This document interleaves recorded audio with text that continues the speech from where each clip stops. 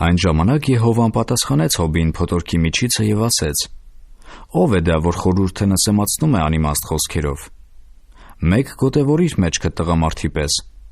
և ես քեզ հարցնեմ, ու դու ինձ հասկացրու. ուր էիր ես երկրի հիմունքը դնելիս, իմացրու ինձ, եթե իմաստություն գիտես։ Ո՞վ դրավ նրա չափերը, եթե գիտես, կամ թե ով քաշեց լարը նրա վրա։ Ինչի վրա են խրված նրա խարիսխները, կամ ով է ձգել նրա անկյան քարը։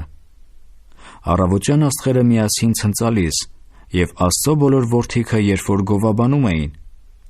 Եվ ով կապեց ծովը դռներով, երբ որ նա հորդահոսելով ելավ արգանդից։ Երբ որ ես ամպը նրա համար հանդերձ տրի, և մեգը խանձարուր, և իմ սահմանը հաստատեցի նրա համար, և փականք ու դռներ դրի, և ասեցի.